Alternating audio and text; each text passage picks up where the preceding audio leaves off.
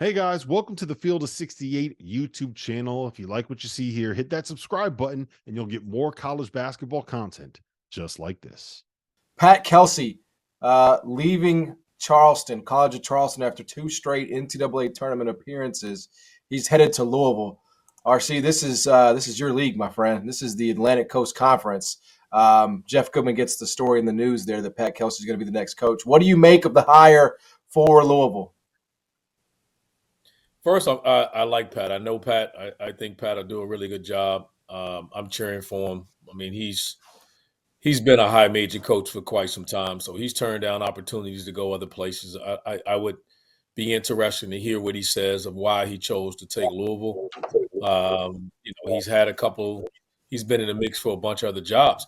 My, you know, Having said that, my question would be: I really want to know what was the process like for Louisville.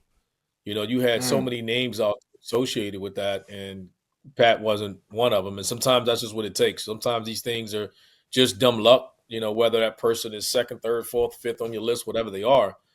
But this one came out of nowhere. I'd be interesting to see. We'll never find out. They'll never be honest with you. But we also know that Dusty Mays had the opportunity. They were just a few other guys that we heard, whether it's true or not. Would just be curious to see how that. But either way, now we know it's his. So congratulations to Pat. I'm cheering for him. I know he'll do well. Jarrell, what do you think of the fit there? I actually like the fit. John. I think Kelsey is kind of the jolt of energy that program might need right now. He's like RC said, he's kind of proven himself. Obviously, he's been a high major level coach, and he's won everywhere that he's been. He showed that he's able to dominate kind of and get his teams, some of the smaller mid-major teams, into the NCAA tournament on a consistent basis at multiple different stops. So the resume is impressive. He obviously kind of took his time before he moved on and jumped up to a high major. But I think this would be a good fit for him ultimately. And just like RC said, it was just kind of weird the way throughout the process, hearing all the different names, and then we end up on Pat Kelsey. I read something earlier today, and I don't know how true it is, but that Church from Indiana State got offered it as well too.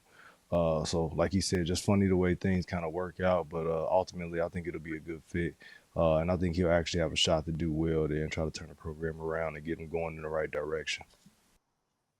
Yeah, RC, it went from Dusty May. It went from Dusty May to Church to now Pat Kelsey. I don't know. I guess if you'd have just sort of asked me blindly, in January, how good a job is Louisville and what kind of candidate can they attract, I maybe would have aimed a little higher. I'm not saying it can't work. I'm not saying it won't work. I'm just saying if you'd have just asked me that, I would have thought the pool would have been. It never really felt like Dusty May was going to take it, especially when Michigan came open. I guess I would have thought maybe the pool would have been a little deeper. What do you make of that? Is that just because of the struggles of Louisville? It was the pool fine, and I'm just off base here. Like, what did you make just of the profile of candidate that was linked to this job before landing on Kelsey?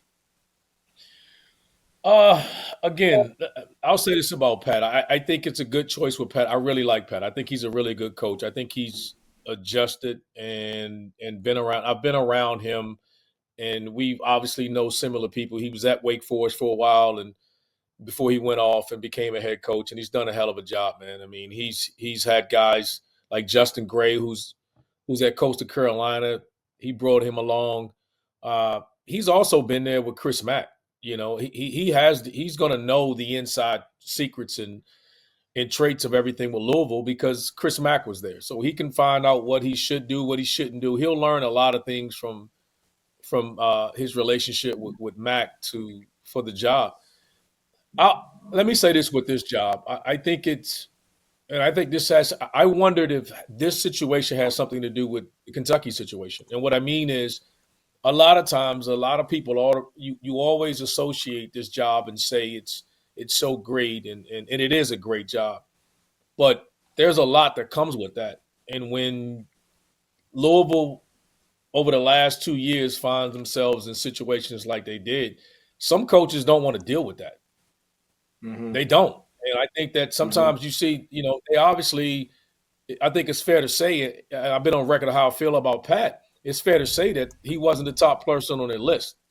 And guys are turning you down for this to be a job. If we would have ranked this job and you were to say, oh man, Louisville ranks what? It's top 10, top 8. It's definitely considered probably a top 10 job in college athletics.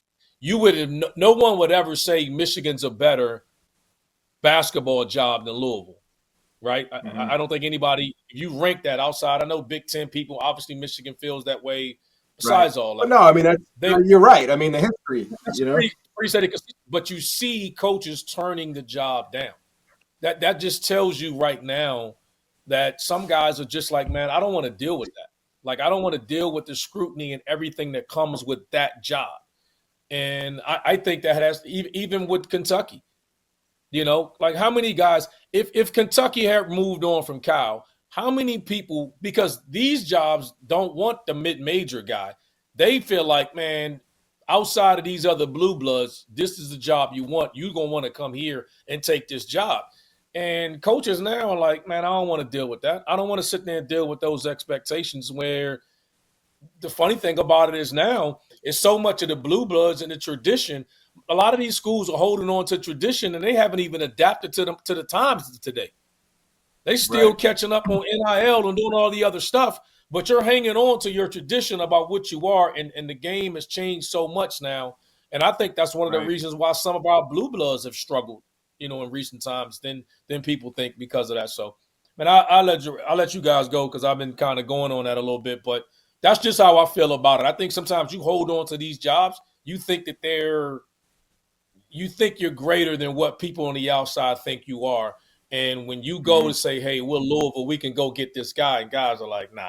I would have never thought a guy would turn down Louisville and go to Michigan. Never. Yeah, I think sometimes you get humbled a little bit in times like this. It happens quite a bit. I've seen it up close and personal. Jarrell, Louisville has not been to an NCAA tournament since 2019. Now, they were going to make it in the COVID year. There's no doubt about that, but that tournament didn't happen. So it's been since 2019 that Louisville was in the NCAA tournament. So is that just sort of for Pat Kelsey coming in? I mean, that's the obvious and the immediate goal, right, is to just restore, that credibility, because it's been so long for that program. Yeah, I think ultimately it'll go in steps. The first step is just gonna make them a competitive unit again, and I don't think he'll have an issue with that. Being at Louisville, kind of his makeup as a coach, what he's done in other spots, I think he's proven that he'll get guys in, his kind of guys in, right away, especially with the amount of resources and thing that Louisville has. Where they'll be a competitive team right away, probably coming in the next year.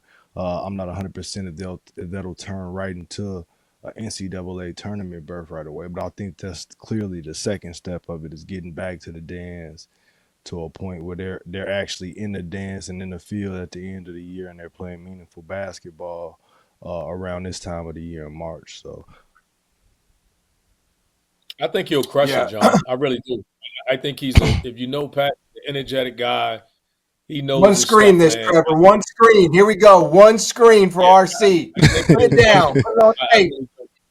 I'm a big fan of Pat. I think Pat will crush it. He may not have been their first choice, but no one will work harder than he will. He won't get there and rest. I mean, he will grind his ass off to make sure that he's successful. So interesting to see. I would imagine there's more spots that he can add to his staff. I'll be curious to see what else he does, who he adds, and things of that nature. Does one of his assistants stay behind and get that job, College of Charleston job? So there's a lot to see with that. But I have full faith that Pat will get it done. He may not have been their first choice, but he may ultimately be their best. Yeah, I'll say this too, just right now. So. Say again. I'll say this too, just circling back to that point RC made earlier. I think the dynamic has changed too, man, just based off of universities have become a lot more impatient with the portal and stuff too.